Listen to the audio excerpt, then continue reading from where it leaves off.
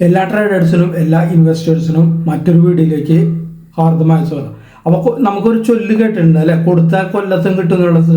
ആ ചൊല്ല് ഇപ്പോൾ സത്യമായിക്കൊണ്ട്, അതായത് ട്രംപിന് പണി കിട്ടിക്കൊണ്ടിരിക്കുകയാണ്.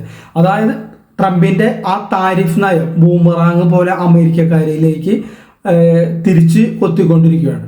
നമുക്ക് അതിനെക്കുറിച്ച് ഈ വീഡിയോയിലൂടെ സംസാരിച്ചു പോകാം. അപ്പോൾ കഴിഞ്ഞ ദിവസമാണ് അമേരിക്കൻ ഓഹരി വിപണിയിൽ കള്ളത്ത ഒരു ഇടിവാണ് സംഭവിച്ചത്. അതായത് ട്രംപ് തുടക്കം കുറിച്ച താരിഫ് നയങ്ങളിൽ ഉരുത്തിരിഞ്ഞു വരുന്ന തർക്കങ്ങളും കൂടാതെ ഫെഡറൽ സർക്കാരിന്റെ അടച്ചുപൂട്ടൽ സാധ്യതയുമാണ് വിപണി ഇടിവിന് കാരണമായി പറയപ്പെടുന്നത്.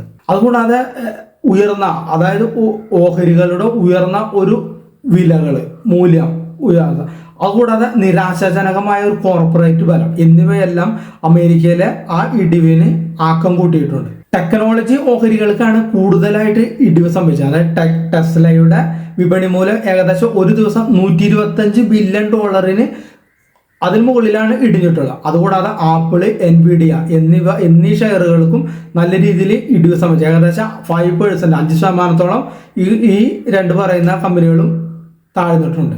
S&P 500 ടെക്നോളജി വിഭാഗം മാത്രം ഏകദേശം 4% കൂടുതലാണ് താഴ്ച രേഖപ്പെടുത്തിയത്. അതുകൂടാതെ ഡെൽറ്റ എയർലൈൻസ് അതിന്റെ ഏകദേശം 14% താഴ്ന്നത്. അപ്പൊ നിലനിൽക്കുന്ന ഈ സാമ്പത്തിക മാന്ദ്യം വരുന്നുള്ള ഒരു ഭീഷണി നിക്ഷേപകരുടെ ആശങ്ക വർദ്ധിച്ചിട്ടുണ്ട്. ഈ വർഷം മാന്ദ്യം ഉണ്ടാകുമോ എന്ന് ചില പത്രപ്രവർത്തകരുടെ ചോദ്യത്തിന് വ്യക്തമായ ഒരു മറുപടി നൽകാൻ ട്രംപ് ഭരണകൂടം തയ്യാറായിട്ടില്ല. അമേരിക്കക്കാർക്ക് ഒരു മുൻഗണന നൽകുക എന്ന ആശയത്തിന്റെ ഭാഗമായിട്ടാണ് ട്രംപ് ഒരു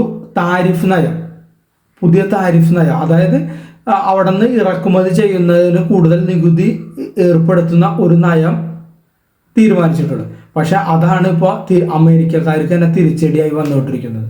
അമേരിക്കയുടെ ആഭ്യന്തര ഉൽപാദനം പ്രോത്സാഹിപ്പിക്കാനും വിദേശ രാജ്യങ്ങളിൽ നിന്ന് ഇവിടേക്ക് അമേരിക്കയിലേക്ക് ഇറക്കുമതി കുറയ്ക്കാനുമാണ് ട്രംപ് ഇതിലൂടെ ലക്ഷ്യമിട്ടിരുന്നത്. ട്രംപിന്റെ പ്രധാന ലക്ഷ്യങ്ങൾ എന്ന് വെച്ചാൽ ഇറക്കുമതികൾ ആഭ്യന്തര ഉൽപാദനം പ്രോത്സാഹിപ്പിക്കുക, അമേരിക്കൻ കമ്പനികൾക്ക് സംരക്ഷണം നൽകുന്നതിലൂടെ കൂടുതൽ അവസരങ്ങൾ വർദ്ധിപ്പിക്കുക, ട്രേഡ് ഡെഫിസിറ്റ് കുറയ്ക്കുക, ചൈന കൂടാതെ യൂറോപ്യൻ യൂണിയൻ, മെക്സിക്കോ തുടങ്ങിയ രാജ്യങ്ങളുമായുള്ള വ്യാപാര ബന്ധം കുറച്ചുകൊണ്ടുവരിക, ആഗോള വ്യാപാരത്തിൽ ശക്തമായ നിലപാട് സ്വീകരിക്കുക, അമേരിക്കൻ വ്യവസായം, അതായത് അമേരിക്കൻ വ്യവസായം എന്ന് പറയുന്നത് കൂടുതലായിട്ട് ഉരുക്ക്, അലുമിനിയം തുടങ്ങിയ മേഖലകളെ ഒന്ന് പൊന്തിച്ചു കൊണ്ടുവരിക, അല്ലെങ്കിൽ ആ മേഖലകളെ കൂടുതലായിട്ട് സംരക്ഷിക്കുക. ഇതിനൊക്കെ വേണ്ടിയിട്ടാണ് ഒരു താരിഫ് നയം ട്രംപ് ഭരണകൂടം വിഭാവനം ചെയ്തത്. അതിനു വേണ്ടിയിട്ട് എന്ത് ചെയ്തു? ചൈനയിൽ നിന്ന് ഇറക്കുമതി ചെയ്യുന്ന ഏകദേശം $200 ബില്യൺ മൂല്യമുള്ള ഉൽപ്പന്നങ്ങൾക്ക് 25% വരെ അധിക നികുതി ഏർപ്പെടുത്തും. ചെറുകിട ഉപഭോക്തൃ ഉൽപ്പന്നങ്ങൾ മുതൽ സാങ്കേതിക ഉപകരണങ്ങൾ വരെ ഈ ഗണത്തിലുണ്ട്. പക്ഷെ ഈ നയത്തിന്റെ ഭാഗമായിട്ട് വന്ന ദോഷവശങ്ങൾ എന്താണെന്ന് വെച്ചാൽ അമേരിക്കൻ ഉപഭോക്താക്കൾക്ക് ചെലവ് വർദ്ധിച്ചു. കൂടാതെ വിദേശ രാജ്യങ്ങളിൽ നിന്നുള്ള ഉൽപ്പന്നങ്ങൾക്ക് വില വർദ്ധിച്ചതോടെ ഉപഭോക്താക്കളുടെ ചെലവുകൾ ഉയർന്നു. കൂടാതെ കാർഷിക മേഖലയിൽ പ്രവർത്തിക്കുന്ന നിരവധി അമേരിക്കൻ കർഷകർ ചൈനയുമായുള്ള വിപണി നഷ്ടപ്പെടുന്നതിനെ തുടർന്ന് വലിയ സാമ്പത്തിക നഷ്ടം അവർക്ക് നേരിട്ടു. അതുകൂടാതെ എന്താണ് സംഭവിച്ചത്? ഈ താരിഫ് നയങ്ങൾ മൂലം അന്താരാഷ്ട്ര ഓഹരി വിപണിയിൽ, അത് ഒട്ടുമിക്ക ഓഹരി വിപണികളിലും വൻ അസ്ഥിരതയും തകർച്ചയും ഉണ്ടായി. നമ്മുടെ ഇന്ത്യൻ മാർക്കറ്റിൽ പോലും നമ്മൾ അത് കണ്ടതാണ്. അപ്പൊ ഇതിന് തിരിച്ചടിയായിട്ട് ചൈനയും അമേരിക്കയുടെ ഉൽപ്പന്നങ്ങൾക്ക് അവിടെയും കൂടുതൽ നികുതി ഏർപ്പെടുത്തി.